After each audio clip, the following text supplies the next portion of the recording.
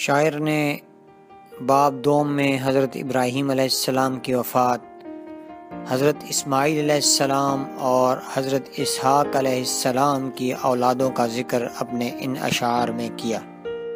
ادائے فرض کر کے باپ بیٹے سے ہوا رخصت، بجا لانا تھی ملک شام میں تبلیغ کی خدمت، مگر فرزند سے ہر سال آ کر مل بھی جاتے تھے، ادائے حج کی خاطر اس طرف ہر سال آتے تھے۔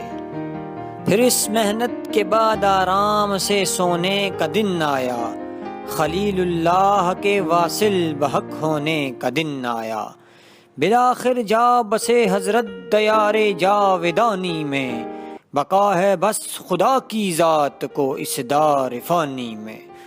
رسالت آج فرزندان ابراہیم نے پائی، خدا نے یہ امانت اب انہیں تفویض فرمائی۔ ذبی اللہ ہوئے مرسل عرب کے رہنے والوں پر، ہوئے معمور اہل شام پر اسحاق پیغمبر، خدا کے فضل سے ہستی ہوئی دلشاد دونوں کی، بڑھی ہر دو ممالک میں بہت اولاد دونوں کی۔ شاعر نے حضرت اسحاق علیہ السلام کی اولاد کا ذکر اپنے ان اشعار میں کیا۔ ہوئے اسحاق کے فرزند اسرائیل پیغمبر، ملے فرزند انہیں بارہ بفضل حضرت داور، انہی میں حضرت یوسف نے مرسل کا لقب پایا، خدا نے ان کو اہل مصر پر مبعوث فرمایا۔ یہ ایسے تذکرے ہیں جو زبانوں پر فسانہ ہیں، برادر حضرت یوسف کے مشہور زمانہ ہیں۔ یہودی قوم کا آغاز انہی بارہ سے ہوتا ہے، یہودا ان کا جد اسحاق پیغمبر کا پوتا ہے، مگر شیطان نے ان پر بدعت شرک پھیلایا، تو انبوہ کثیر اس قوم کا حق سے پلٹ آیا۔ یہ قوم اپنے کو خاصان خدا کی قوم کہتی تھی، مگر کرتوت ایسے تھے بہت معیوب رہتی تھی۔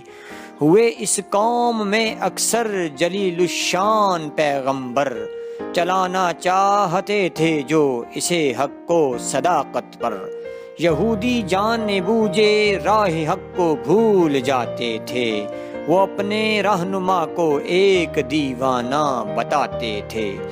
کیا تھا مصر میں فرعون نے دعویٰ خدائی کا، یہودی قوم دم بھرتی تھی اس سے آشنائی کا، عتاب آخر کیا شہنشاہوں کے شاہ نے ان پر، مسلط کر دیا فرعون کو اللہ نے ان پر، کہ یہ بھی ایک طریقہ تھا انہیں رستے پلانے کا، انہیں ٹھوکر لگا کر خواب غفلت سے جگانے کا، بہت پستی دکھائی آخر اس افتاد نے ان کو، لگائیں ٹھوکریں فرعون کی بے عداد نے ان کو، مگر فرعون کے ظلم و ستم جب بڑھ گئے حد سے، لگے عبرت پکڑنے لوگ ان کی حالت بد سے، خدائے پاک نے موسیٰ کو ان میں کر دیا پیدا، جو بچپن ہی سے آزادی و حریت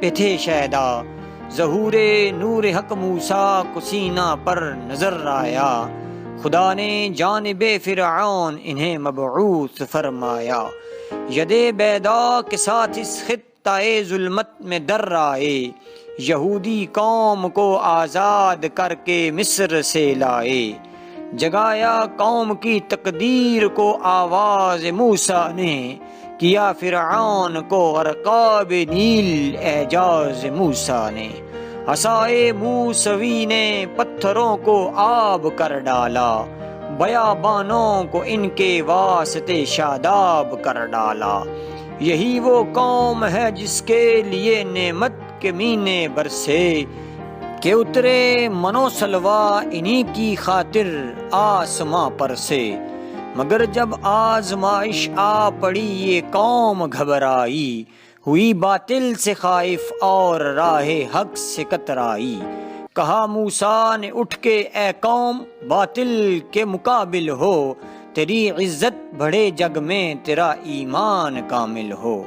تو بولی قوم اے موسیٰ ہمیں آرام کرنے دے، خدا کی نعمتیں ملتی ہیں ان سے پیٹ بھرنے دے۔ خدا کو ساتھ لے جا اور باطل سے لڑائی کر، ہمارے واسطے خود جا کے قسمت آزمائی کر۔ ہمیں کیوں ساتھ لے جاتا ہے دنیا سے اجڑنے کو، خدا اور اس کا پیغمبر بہت کافی ہے لڑنے کو۔ ڈرایا بارہا موسیٰ نے ان کو قہر باری سے، مگر اس قوم کو مطلب رہا مطلب برآری سے۔ کبھی رفت پہ آئی بھی تو سوجھی اس کو پستی کی، کہ چھوڑی حق پرستی اور گوسالہ پرستی کی۔ رکھی دنیا میں راہ و رسم حرص خام سے اس نے، دکھائی سرکشی تورات کے احکام سے اس نے۔ دلائی حضرت داؤد نے اس قوم کو شاہی، مگر اس نے نہ چھوڑی کم نگاہی اور گمراہی۔ زبور اس قوم کو بخشی گئی لیکن یہ نہ مانی، یہ اپنی حمد کرتی تھی بجائے حمد ربانی۔ بڑی شوکت ملی اس قوم کو عہد سلیماں میں، عظیم الشان ہیکل ہو گئی تعمیر کنعاں میں۔ مگر یہ قوم اکثر راہ پر آ کر پلٹتی تھی، نہ دینداری میں بڑھتی تھی نہ بے دینی سے ہٹتی تھی۔ اسے ایوب و زکریا و یحییٰ نے بھی سمجھایا، چلن اس قوم کا لیکن نہ راہ راست پر رایا۔ ہو منزل گم رہی جن کی وہ کیوں کر راہ پر رائیں، ملیں اس قوم سے پیغمبروں کو سخت ایذائیں۔ یہ جھٹلاتی رہی ہر ایک نصیحت کرنے والے کو، یہ اندھی تھی اندھیرا جانتی تھی ہر اجالے کو۔ مسیح ابن مریم نے بہت اس کو ہدایت کی، مگر یہ آخری دم تک رہی منکر رسالت کی۔ یہ جھٹلاتی رہی انجیل کی سچی منادی کو، یہ سولی پر چڑھانے لے گئی اس پاک ہادی کو۔ خلیل اللہ سے جو وعدہ کیا تھا حق تعالی نے، وہ پورا کر دیا ہر طور سے اس ذات والا نے۔ وطن بخشا گیا اس کو نمونہ باغ جنت کا، مگر اس قوم میں جذبہ نہ تھا اس کی حفاظت کا۔ ملی اسحاق کی اولاد کو شان حکومت بھی، متاع دنیاوی بھی اور روحانی رسالت بھی، مگر اس قوم نے ٹھکرا دیا ہر ایک نعمت کو۔ یہ بھڑکاتی رہی ہر دور میں اللہ کی غیرت کو۔